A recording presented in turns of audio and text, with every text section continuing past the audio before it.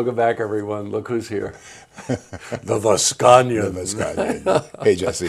Chuck Vosganian, founder, creator, guru for Rochmon Record Club. You know, I'm so proud of us. Yeah. You know what I mean? We're cool, man. We're cool. From the first time that he mentioned it to me, and we've told this story many times, you know, and I think a couple of guys who were looking for a warm place to sit for a half hour, 2 or 3 of them, plus Chuck and myself, wandered into the first Rochmon. And now you better get there early because it's sold out every time. So much fun. Welcome back. Thank you, Jesse. Thank you. We're going to very go much. back into time just a little bit here.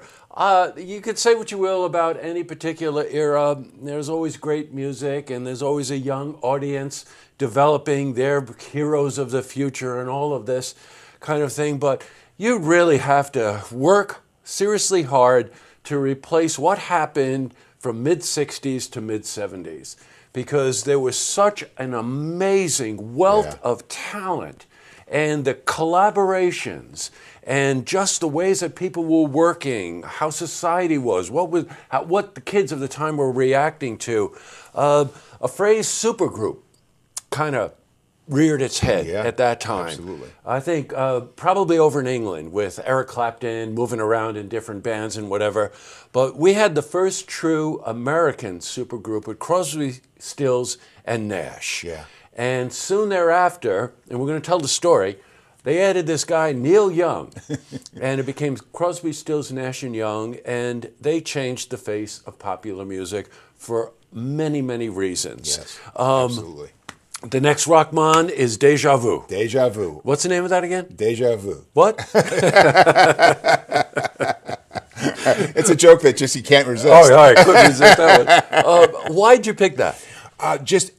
Well, first of all, I don't choose the albums. It's chosen by the group. I chose the group, and I gave the attendees of the last Rochmon Record Club the opportunity to choose between Crosby, Stills, Nash, the first record that they did together, which is epic, a great album, and then Deja Vu, and everyone chose Deja Vu. I list the songs up on a slide. We do about 350, 400 slides with every show, and I listed the songs up on the slide so people get a chance to see what's on the album.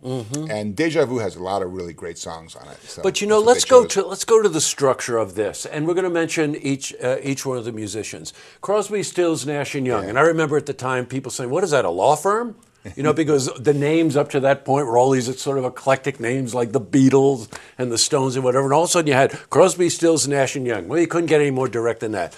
Crosby coming directly out of the amazing band called the Byrds. Yeah. Stills and Young coming out of Buffalo. A band that I just couldn't play enough of, Buffalo, Springfield, and Graham Nash coming out of the Hollies, which was this really just powerhouse British pop band. Yeah. Just three amazing Think about groups. that collaboration. Yeah, amazing. And you know, the thing about it is, for me, is that I wasn't, as much as I love albums, I wasn't really aware of those bands via their albums. I was aware of those bands via their singles. And I love their singles. And when I go back to my album collection, I have their greatest hits albums. Yes, right. You know, that's what I really listen to. That's what I identify with.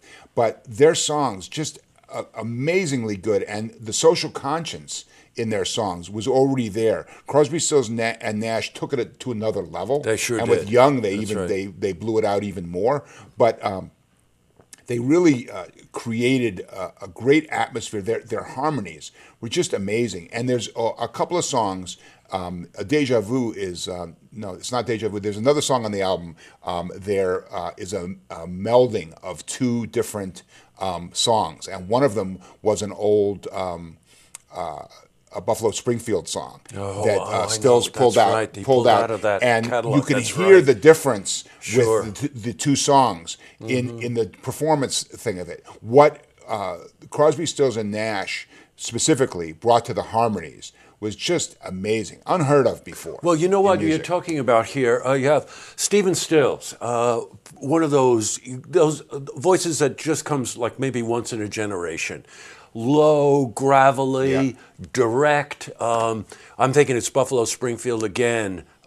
Just opens up with Mr. Soul. Yeah. And you know, and you hear this sort of nasally quality of this sort of crazy guy Young, whose voice you would never, on its own, never really say, geez, that's a great voice, where Stills you would say, that's an amazing voice. Then you have Crosby comes in, who just had that wonderful ability to find the third. He found the one spot in the harmony structure where he fit, and Graham Nash, it was just one of God's gifts for somebody who could sing like he was up 30,000 feet in the air, right? Yeah. High Amazing. voice, clear, crisp, right to the point. And like we were talking about earlier, listening back to the album over and over and over again as I'm writing the script, is I hear Nash like I never heard him before. Yeah, right. He's just epic. You know, his voice is just, when he's not in the song, predominantly in the song, you miss him.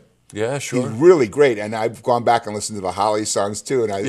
you know, I'm able to pull his voice out of the mix. It's really, really cool. He's a great artist. They're all great artists. That's the thing. And Crosby, Stills, Nash and Young, really part of their thing was not only just working together, but also building their solo careers, which have been highly successful. That's right. Their albums are fantastic. I know. Just all of them really exceeded You know, when themselves. you have to go back just in time there too, a lot was said about California, the West Coast, the Valley. The Eagles hadn't even really formed yet, and they were coming out of all different bands. But it was really Crosby, Stills, and Nash Young that set the scene. Joni Mitchell was involved. She was dating Graham Nash, right? Yeah. And Joni Mitchell wrote the song Woodstock, and Crosby, Stills, Nash and Young made it. They owned it. It was their song, and a song that really not only defined an era but a generation. And the way they thought, and the way free love was working at the time, and whatever. Yeah. Well, look, you are the fastest interviews I do. And I hear them knocking, and they're like, "You guys I could talk for hours about this stuff. You guys got to cut it out." I love it. Look, the 20th, which is next Tuesday, the 20th, Caffe Lena. The doors open at 6:30. You don't want to be left out. No. People are being left out now. It sells out, and Get there it's just a wonderful retrospective on a band that not only had a bunch of hit singles and whatever. If you know their music, it's one thing, but their cultural impact was beyond description, and their blend and the way they worked together was just, I don't know if it'll ever happen again. Yeah, amazing. You know what I mean? Amazing band and an amazing record. Well, I'm glad, and boy, I can't wait. Yeah. All right, so the 20th. Tuesday, Caffe Lena, Saratoga, doors open at 6:30. Well, thank you, Mr. Vosganian. Thank you, Mr. Jackson. I feel like I've been here before. And you're going to be here again. Maybe that's Deja Vu. Maybe, it could be. To see this interview again, you can head to our website, looktvonline.com.